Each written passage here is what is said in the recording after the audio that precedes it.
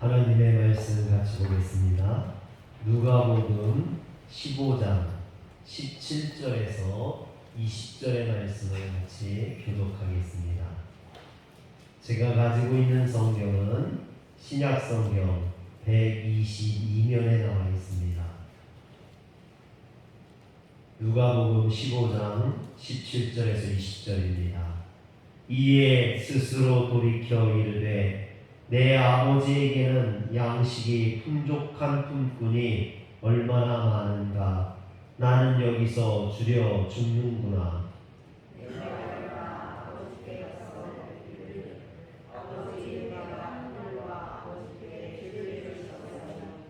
지금부터 아버지의 아들이라 일컬음을 감당하지 못하겠나이다. 나를 품꾼의 하나로 보소서 하리라 하고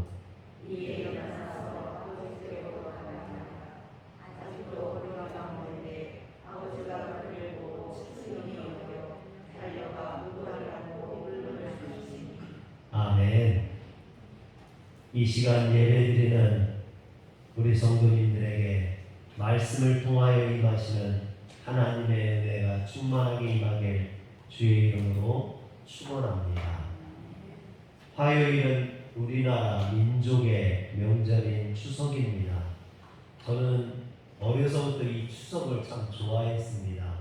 추석 때가 되면 그동안 못 먹던 과일들이며 또 제가 전을 좋아하는데 전을 많이 부쳐서 그때는 마음껏 먹을 수 있었습니다. 특히 좋았던 것은요, 추석 때가 되면 어머니가 이렇게 시장을 데리고 가서 꼭 옷을 사주셨어요. 그 새 옷을 입는 기분이 얼마나 좋았는지 모릅니다. 그런데 제가 나이가 들고 보니까 그 새 옷이 좋은 것이 아니라 그 옷을 사주시는 그 어머니가 귀하다는 걸 깨닫게 됩니다. 사람들은요, 복 받는 걸 참 좋아하죠. 여러분, 그러나 그 복이 좋은 것이 아니라 복을 주시는 하나님이 좋으신 것을 믿으시길 바랍니다. 그래서 이번 추석에 시골에 홀로 계신 어머니에게 다녀오고 싶은데 명절에 친척들이 많이 모이기 때문에 조심스러워서 추석이 끝나면 다녀오려고 합니다. 어제도 어머니와 통화하면서 추석이 끝나면 내려가겠다 했더니 서운해하셔요. 물론 제가 목회자이기 때문에 교회가 걱정되고 또 사야가 고3이라 지금 중요한 시기이기 때문에 사람 많은 곳을 피해야 된다는 걸 아시기 때문에 이해는 하시지만 그래도 가족들이 다 같이 모일 때 모이지 못하는 것에 대해서 아쉬워하십니다. 서운해하시죠. 그러면서도 저에게 하시는 말씀이 운전 늘 조심하고 코로나 조심하고 성도님들에게 잘하고 늘 당부하시죠. 그래서 제가 말씀드렸어요. 제가 어머니한테는 잘 못해도 우리 성도님들한테는 잘하겠습니다. 그랬어요. 할렐루야. 우리 성도님들 제가 참 우리 부모님에게는 잘 못해요. 목회자라고 멀리 떠나 있고 1년에 몇 번 찾아뵙지도 못합니다. 그렇지만 우리 성도님들한테 제가 잘하려고 노력합니다. 이번 추석에 고향에 어머니를 뵈러 못 내려가지만 저에게는 고향의 어머니가 살아계시다는 것이 저에게 큰 힘이 되고 위로가 됩니다. 아마 이건 저뿐만 아니라 모든 자녀들이 마찬가지일 거예요. 돌아갈 고향이 있다는 것. 그리고 그 고향에 부모님이 살아계시다는 것이 큰 힘이 되고 위로가 되죠. 그러므로 우리 성도 여러분, 여러분들이 건강하셔야 됩니다. 자녀들이 돌아올 수 있도록 자녀들에게 부모님이 건강하게 살아계시다는 것이 큰 힘이 되고 위로가 되는 줄 믿으시길 바랍니다. 오늘 말씀은 돌아온 탕자로 잘 알려진 예수님의 비유의 말씀이죠. 이 말씀을 통해 주님이 주시고자 했던 메시지는 탕자를 기다리는 아버지처럼 하나님께서는 당신을 떠나 방황하는 사람들을 절박한 심정으로 기다리고 계신다라는 것입니다. 어느 부잣집에 아들이 둘이 있었습니다. 그런데 둘째 아들이 아버지에게 자신에게 돌아올 유산을 미리 달라라고 합니다. 그리고 그 재물을 가지고 집을 떠나 제멋대로 살며 허랑방탕하게 생활하다가 그만 가지고 간 돈을 다 허비하고 빈털터리가 되고 말았습니다. 그제서야 이 아들은 아버지를 생각하며 아버지에게 돌아갈 것을 결심합니다. 그래서 당자는 아버지에게 돌아오고 싶지만 자신이 가져간 그 돈을 다 허비하고 낭비한 것 때문에 그냥은 돌아올 수 없고 아버지에게 내가 품꾼으로 일하겠다고 말하겠다고 이야기하죠. 그러나 이런 아들의 걱정과 달리 그가 돌아올 때 아버지는 날마다 문 밖에 서서 그 아들을 기다리고 있었습니다. 그러나 저 멀리 아들의 모습이 보이자 아버지는 달려가 아들을 껴안고 입을 맞추며 그리고 그 아들을 씻기고 새 옷을 입히고 송아지를 잡아 잔치를 베풀고 손가락질을 끼워주며 기뻐하고 즐거워했던 것이죠. 여러분, 여기에서 아버지의 사랑을 우리는 깨달을 수 있습니다. 그런데 이런 아버지의 사랑과 함께 우리가 눈여겨봐야 되는 것은 어리석은 아들의 모습이라는 거죠. 둘째 아들은 안락하고 소중한 가정을 떠나서 제멋대로 살다가 이처럼 허랑방탕한 삶을 살다가 모든 것을 다 잃어버리고 둥필해지고 난 뒤에야 아버지가 귀하구나, 아버지가 있던 그 집이 좋은 것이었구나라는 것을 그제서야 깨닫게 되었다라는 것이죠.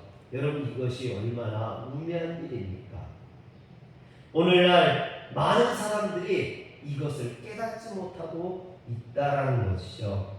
오늘날 우리 인생들이 간과하는 것이 두 가지가 있는데요. 그 중에 하나는 이 사회가 정상적이지 않다라는 것입니다. 세상의 모든 것에는 본래 궤도가 있고 본래 자신들이 있어야 될 자리가 있습니다. 그런데 그 자리를 떠나서 그 궤도를 벗어나게 되면 사고가 나죠. 기차가 레일을 벗어나면 사고가 나는 것처럼 여러분, 물고기가 아무리 파도 너머에 보이는 모래가 아름다워 보여도 물고기가 물을 떠나서 모래사장에 나가면 어떻게 됩니까? 새들에게 잡아먹히거나 아니면 말라서 죽게 될 것입니다. 그런데 물 떠나는 물고기처럼 오늘날 많은 사람들이 안전한 자신의 보금자리를, 은혜의 자리를, 축복의 자리를 떠나서 세상의 죄악의 유혹에 빠져 죽어가고 있다라는 것이죠. 특히 지금 우리 시대의 청소년들은 이런 혼란한 사회 속에 길을 찾지 못하고 헤매이고 있습니다. 요즘은 누구나 스마트폰을 가지고 있어서 너무나 쉽게 성인 사이트나 음란 사이트 또는 아동 성착취물에 접근할 수 있고 성적인 유혹에 시달리고 있습니다. 그래서 2019년 통계에 보니까 우리나라 청소년들의 첫성 경험이요 무려 13.6세라고 해요. 초등학교 6학년에 첫성을 경험한다라는 것이죠. 여러분, 뿐만 아니라 요즘은 흡연 인구도 점점 낮아지고 있는데 2020년 통계에 보니까 처음 담배를 피우기 시작하는 연령도 13.6세라고 해요. 얼마 전에 저희 디아 중학교 1학년 여자애가 담배 피다가 학교에서 정학을 먹었다고 해요. 여러분, 이처럼 어떤 성적인 경험이나 흡연 연령만 낮아지고 있는 것이 아니라 범죄를 저지르는 그런 연령도 낮아지고 있습니다. 만 14세 미만의 촉법소년이라고 하죠. 그런 강력범죄가 해마다 늘고 있는데 2018년부터 2020년까지 경기 남부권에서만 살인, 강도, 강간, 절도, 폭력 등 5대 강력범죄를 저지른 촉법소년이 22,942명이나 된다는 거예요. 3년 동안 경기 남부에서만. 여러분, 작년 한 해만 형사처벌을 받아야 되지만 촉법소년이라 보호관찰에 처해진 사람이 9,606명이나 된다는 겁니다. 여러분, 그런가 하면 많은 이들이 이 혼란한 상황 속에서 인생의 허무감에 시달리고 있죠. 그래서 요즘 보면 우울증이나 공황장애를 앓는 사람들이 너무나 많이 나옵니다. 특히 우리나라는 OECD 회원국 가운데 자살률 1위지 않습니까? 제가 통계를 보니까요, 2019년도 한 해 동안 자살한 사람이 13,799명이나 된대요. 그 13,799명 중에 20세 이하 청소년이 몇 명이냐? 876명이나 된다고 해요. 여러분, 이미 자살로 죽는 사람 수가 교통사고로 죽는 사람을 추월했다는 것이죠. 이처럼 우리가 살고 있는 이 세상은 정상적인 사회가 아닙니다. 왜 이런 일들이 일어날까요? 그것은 본인들이 있어야 될 자리를, 우리의 삶의 궤도를 떠났기 때문입니다. 저도 아이들을 셋이나 키우는데요, 이 아이들이 장년이 되었을 때는 이런 죄악된 세상이 더 악해지고 더 삐뚤어지고 모순투성이가 될 텐데, 그런 세상에서 우리 아이들이 어떻게 살아야 될지, 무엇을 하며 살아야 될지 심히 걱정이 됩니다. 그런데 우리가 반드시 기억해야 되는 것은요, 부정적인 것만 있는 건 아니죠. 그것은 우리 인생을 향한 하나님의 사랑이 있다는 겁니다. 지칠 줄 모르는 지독한 사랑, 끈질긴 사랑, 포기하지 않는 사랑, 그 하나님께서 우리 자녀들을 지켜주시고 보호해 주시며 늘 인도해 주실 것입니다. 그래서 오늘 탕자를 기다리는 아버지의 모습 속에서 우리는 우리를 향해서 기다리시는 그 하나님의 사랑을 깨달을 수 있어야 할 줄 믿으시길 바랍니다. 그렇다면 하나님의 사랑은 어떤 사랑입니까? 첫째는 자유의지를 허락해 주시는 사랑입니다. 둘째 아들은 아버지에게 철없는 소리를 합니다. 자기 몫의 유산을 미리 달라라고 하죠. 여러분, 유산이라는 게 뭡니까?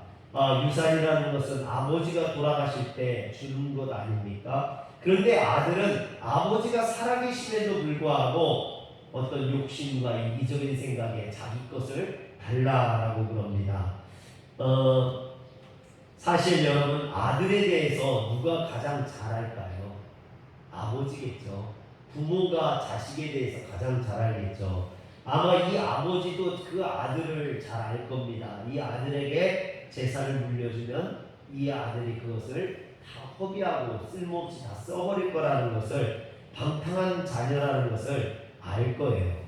여러분, 그런데도 불구하고 아버지는 아들을 위해 거절하지 아니하고 그 몫을 나누어 줬습니다. 저는 사실 이 부분이 이해가 안 갔거든요. 만약에 제가 아버지였다면, 제 아들이 그렇게 달라겠다면 저는 야단을 쳤을 것 같아요. 매를 대든지, 네가 무슨 유산을 달라고 하냐고, 야단을 쳤을 것 같아요. 그런데 제가 자녀들 막 키우다 보니까요, 여러분, 못난 자식도 믿어주고 싶고, 해달라고 하면 내가 어려워도 해주고 싶은 게 부모 심정이더라고요. 아무리 못난 자식이라도 해보겠다고 하면, 그래, 네가 해볼 거야? 그래, 내가 너 밀어줄게. 그러는 게 부모더라고요. 여러분, 그래서 아버지는 그 아들, 부족한 아들에게 그 재산을 주지 않았을까 생각합니다. 그런데 인간이 가진 가장 치명적인 결함이 하나 있습니다. 그것은요, 자신이 겪어보지 않고는 믿으려 하지 않는다는 거죠. 아마 아버지도 아들을 달랬겠죠. 아들아, 너 이거 지금 주면 네가 제대로 관리 못하니까 나중에 줄게. 그랬을 겁니다. 그러나 아들이 우겼겠죠. 아버지, 내 거잖아요. 내가 한번 했다니까요. 내가 잘할 수 있다니까요. 여러분, 제가 전도하다 보면 예수 믿고 천국 가시죠라고 권해요. 그러면 어떤 분들이냐면, 목사님이 천국 가봤어요? 천국 있는지 없는지 가봤어요? 그러는 분들이 있어요. 여러분, 자기는 천국이든 지옥이든 내가 가서 보지 않고는 믿지 않겠다고 그럽니다. 여러분, 그런데 이왕 갈 거면 천국을 가봐야지 지옥을 가봐서 되겠습니까? 그리고 그때는요, 가봐서는 돌이킬 수 없다라는 거예요. 여러분 그것을 꼭 가봐야 합니까? 가보지 않고도 알 수 있는 거죠. 그래서 주님께서 뭐라고 하십니까? 의심하는 도마에게 너는 나를 본고로 믿느냐? 보지 못하고 믿는 믿음이 복되도다 라고 하셨죠. 사랑하는 성도 여러분, 우리는 천국을 가보지 않았지만 그것을 믿고 사는 사람들입니다. 그런 사람에게는 하나님의 축복이 임하는 줄 믿으시길 바랍니다. 하나님께서도 이런 인간적인 그런 고집스러운 인간의 속성을 너무나 잘 아십니다. 그래서 그들이 고집 부릴 때 그것을 꺾으시는 게 아니라 그것을 인정해 주신다는 거죠. 자기 자식이 이렇게 잘못된 선택을 하고 그것으로 인해 고통당하고 깨어지고 부서진 후에야 두 손 들고 돌아올 것을 뻔히 알면서도 기다려주시고 그것을 참아주시고 인정해 주시는 그것이 하나님의 사랑인 겁니다. 하나님은 폭군처럼 우리에게 무조건적으로 강요하거나 억압하고 로봇처럼 조종하지 않습니다. 우리에게 스스로 선택할 수 있는 자유의지를 주셨고 우리가 선택한 그 길을 비록 잘못된 길이라 할지라도 그것을 인정해 주신다라는 것입니다. 또 참고 기다려 주신다라는 거죠. 여러분 하나님이 우리의 선택을 존중해 주신다라는 것 이게 얼마나 큰 은혜인지 모릅니다. 그러나 또한 그들이 선한 길로 구원의 길로 갈 수 있도록 하나님께서는 그냥 내버려 두시는 게 아니라 당신의 종들을 통해서 선지자를 통해서 말씀을 통해서 우리에게 바른 길을 또한 제시해 주죠. 여러분 이것이 하나님의 은혜입니다. 저는요 이런 하나님의 은혜가 너무나 감사해요. 왜냐하면 잘못된 길로 가거나 말을 듣지 않으면 그때 바로 심판하고 멸한다면 여러분 저는 오늘 이 자리에 나와 있지 못할 겁니다. 왜냐하면 제가 예수님을 믿고 목회자가 되기까지 얼마나 많이 도망갔었는지 모른다는 거죠. 얼마나 많이 거절했었는지 모릅니다. 복음을 거절하고 신앙을 거절하고 신학교에 갔다 도망가고 목회 안 하겠다고 도망가고 여러분 그럼에도 불구하고 하나님이 기다려주시고 참아주시고 용서해 주셔서 오늘 제가 목회자로 이 자리까지 오게 된 줄 믿으시길 바랍니다. 이건 저뿐만 아니라 여러분들도 마찬가지일 거예요. 여러분들도 물론 목회에서부터 이렇게 신앙생활하는 분도 있겠지만 대부분은 살아가면서 어려움 당하고 여러 가지 때로는 신앙을 거부하기도 하고 몰아내기도 하고 도망가기도 했지만 그래도 하나님에게 붙들려서 오늘 이 자리에 나와 있지 않습니까? 그런 하나님, 우리를 기다려주시는 하나님, 그 은혜에 감사하시길 주 이름으로 축원합니다. 두 번째는요, 오늘 본문에서 발견되는 하나님의 사랑의 모습은 이처럼 기다려주시되 확신을 가지고 기다려주신다는 겁니다. 그 당시 이스라엘의 상속법에 보면 큰아들에게는 제사의 3분의 2를 주게 되어 있습니다. 그리고 작은 아들에게는 3분의 2의 제사를 물려주게 되어 있어요. 그렇기 때문에 이게 법이에요. 그렇기 때문에 작은 아들이 둘째 아들이 아버지에게 재산 중에서 내게 돌아올 분깃을 내게 주소서라고 했던 것은 그 법에 의해서 재산의 3분의 1을 지금 달라라고 말하고 있는 겁니다. 그리고 둘째 아들은 아버지로부터 법적으로 보장된 자신의 분깃을 받아가지고 나갔습니다. 그런데 아버지는 떠나간 아들을 매일 문 밖에 서서 기다리고 있는 것이죠. 물론 아버지는 이 둘째 아들이 그 가지고 간 재산을 다 떨어져야 돌아올 거라는 것을 알았을 거예요. 여러분 그럼에도 아버지가 기다리는 것은 뭡니까?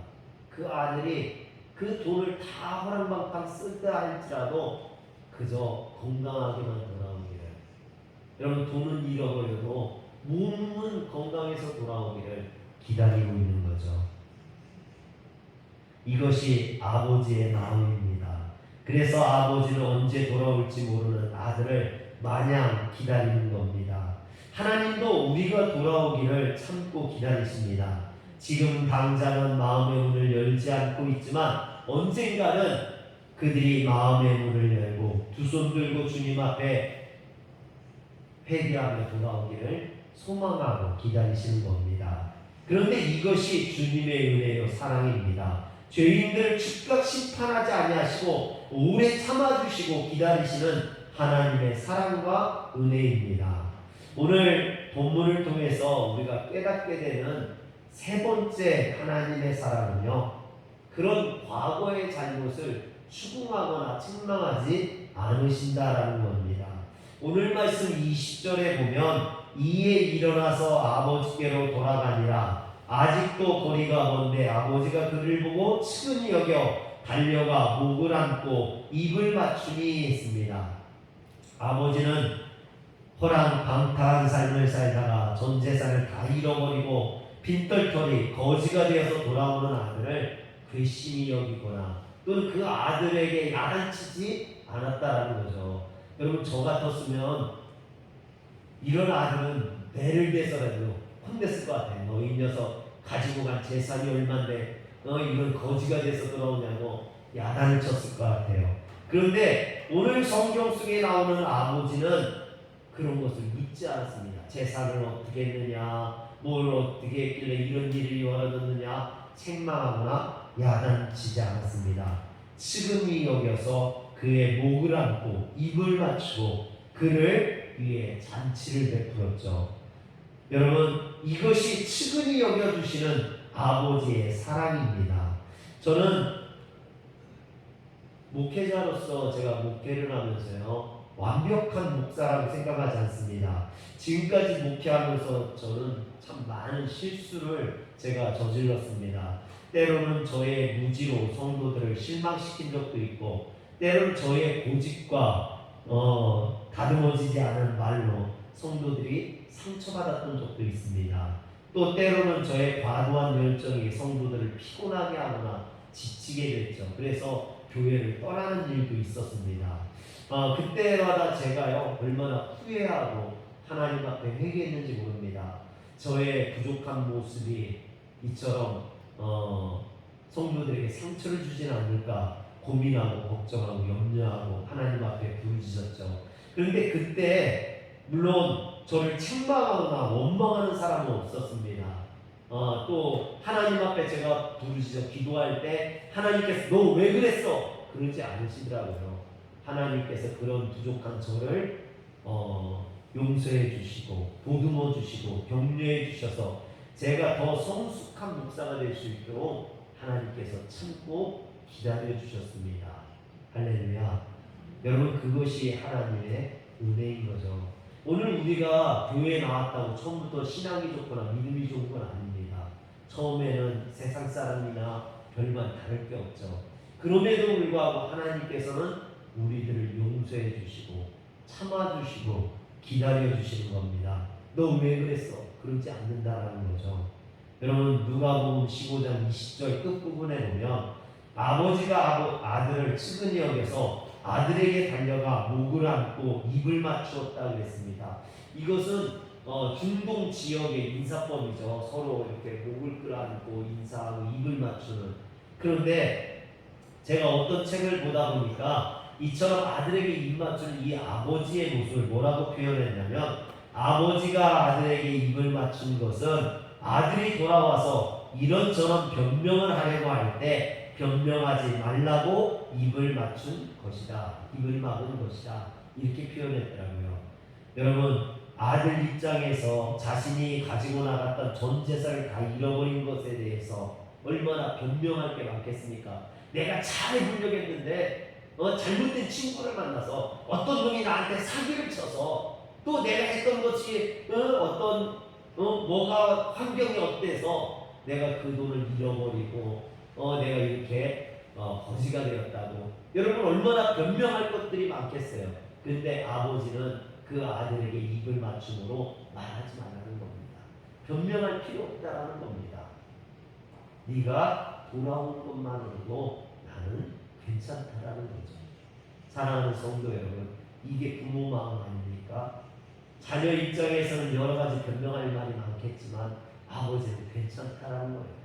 그냥 너 하나만 있어도 네가 온 것만으로도 괜찮다라는 겁니다. 기쁘다라는 거죠. 그래서 과거의 잘못을 추궁하지 않고 은혜로 덮어주시겠다라는 겁니다. 오늘 우리가 사는 이 시대, 여러분 왜 이렇게 잘못되고 왜 이렇게 모순투성이고 잘못될까요? 그건요, 이런 아버지와 같은 사랑이 사라지고 있고 또 그런 사랑을 받지 못하고 있기 때문입니다. 만약 회사나 이런 데서 돈을 잃어버렸다면 어떻게 됩니까? 경찰서에 구속되거나 그걸 변상하거나 되겠죠. 그러나 아버지는 괜찮다는 거 아닙니까? 돈보다 아들이 더 중요하니까. 여러분, 아버지의 사랑은 그래서 그 아들을 회복시키고 죄악 가운데서 구원해내는 겁니다. 오늘 이 사회를 보면요, 사회 속에 여러 가지 문제들이 막 벌어지는데 그것들이요, 가정 속에서 사랑받지 못하기 때문에 벌어지는 일들이 많아요. 부모로부터 사랑받지 못하는 자녀가, 또 부모가 이혼해서 방치되는 자녀들이, 가정에서 폭력이나 이런 여러 가지 어려움 가운데 자란 아이들이 또 그들이 사회에 나가서 다시 범죄에 빠지는 그런 일들이 많다는 거죠. 또 많은 사람들이 바람을 피는 이유도 뭡니까? 어떤 가정에서 남편에게, 아내에게 사랑받지 못하기 때문에 그런 일들이 많이 벌어집니다. 이처럼 어른이든 아이들이든요, 사랑받지 못하면 그런 사랑받지 못한 것으로 인해서 죄에 빠지는 경우가 많다는 거죠. 잘못되는 경우가 많다는 것입니다. 성도들마도 마찬가지입니다. 하나님의 사랑을 깨닫지 못하기 때문에, 그 은혜를 깨닫지 못하기 때문에 잘못된 길로 빠질 때가 많다는 겁니다. 사랑하는 성도 여러분, 우리를 위해 희생하시고 무조건적인 사랑으로 우리를 용서하시는 아가페의 사랑으로 우리를 감싸주시는 그 하나님의 사랑을 깨달으시길 주의 이름으로 축원합니다. 그러므로 성도들은 영적인 눈을 뜨고 하나님의 사랑을 깨달을 수 있어야 됩니다. 이런 하나님의 사랑을 담고 있는 찬송가가 오늘 우리가 부른 찬송가 527장입니다. 오늘 우리가 부른 어서 돌아오라는 찬송을 보면요, 어서 돌아오, 어서 돌아만 오오, 지은 죄가 아무리 무겁고 크기로 주 어찌 못 담당하시고 못 받으시리요. 우리 주의 넓은 가슴은 하늘보다 넓고 넓어. 여러분, 우리가 어떤 죄를 지었던 하나님께서는 우리를 그런 죄를 다 용서해 주시고 받아 주신다라는 것입니다. 그 주님의 품으로 들어오는 성도들 되시게, 그래서 다시 회복하시고 힘을 얻는 성도들 되시길 주의 이름으로 축원합니다. 그런데 우리가 그러기 위해서 먼저 알아야 될 것이 있습니다. 먼저 우리는 영적으로 궁핍한 상태라는 것을 깨달아야만 합니다. 탕자가 돌아오게 된 근본적인 이유가 뭡니까? 그가 비로소 궁핍한지라라고 14절에 말하고 있습니다. 탕자는 궁핍함을 뼈저리게 느낀 후에야 아버지가 귀하다는 걸, 아버지 품이 좋았다라는 걸 깨달을 수 있었습니다. 우리 내면 속에는요, 채워지지 않는 영적인 갈급함이 있습니다. 여러분, 좋은 집도 있고 남편과 아내도 있고 자식도 있고 또 좋은 직장에 차와 집도 있는데 때때로 마음의 공허함을 느끼기도 합니다. 여러분, 이게 무엇 때문입니까? 주님을 떠나 있기 때문이라는 거죠. 지난번 지방 수련회 때 여수에 갔었습니다. 저녁에 호텔에 가서 잠을 자려고 하는데 뭔가 허전해서 잠이 안 오는 거예요. 매일 집에서요, 아이들하고요 12시까지 애들이 시끌벅적하고 막 싸우고 그냥 뭐 해먹고 막 그러는데 호텔에 조용한 데서 둘이 자려고 하는데요, 잠이 안 오는 거예요. 애들이 보고 싶은 거예요. 또 가서 뭐 이것저것 뭐 맛있는 걸 먹는데요, 먹을 때마다 애들이 자꾸 생각나는 거예요. 이거 소연이가 좋아하는 건데, 이거 사야가 좋아하는 건데, 그러는 거예요. 그러니까요, 자꾸만 애들 생각나고 집 생각나니까 집에 빨리 오고 싶더라고요. 그래서 집에 돌아오니까요, 나오는 소리가 아 집이 제일 좋네. 여러분 호텔보다 훨씬 못 미치는데 거기에서 좋은 것 먹다 여기 와서 좋은 것 못 먹는데도 불구하고 그냥 가족들하고 있는 것이 집에 있는 것이 그렇게 좋더라고요. 여러분 이것이 인간의 본성입니다. 인간은 가족이 있는 곳으로 가고 싶어하고 고향으로 돌아오고 싶어하는 본성을 가지고 있습니다. 마찬가지죠. 우리가 세상에서는 아무리 성공하고 아무리 높은 지위에 있고 아무리 많은 재산을 가지고 있다 해도 이 세상에 머무는 한 우리의 영혼은 갈급함이 있다는 거예요. 공허함이 있다는 겁니다. 채워지지 않는 이런 공허함이 있는 거죠. 그 공허함은 우리가 하나님 앞에 나아갈 때 채워진다는 겁니다. 할렐루야. 그래서 이것을 깨닫는다면 우리는 결단해야 됩니다. 17절에 보면 탕자는 이에 스스로 돌이켜 이르되 그랬습니다. 관념적인 생각에 머물러 있지 않고 깨달았다면 결단하고 의지적으로 자신의 몸을 일으켜서 고향으로 아버지 품으로 돌아가야만 합니다. 세상에 남아있으면 그 공허함은 더욱더 커져갈 뿐이지 채워지지 않기 때문이죠. 그러므로 우리는 의지적으로 하나님을 향해서 나올 수 있어야만 합니다.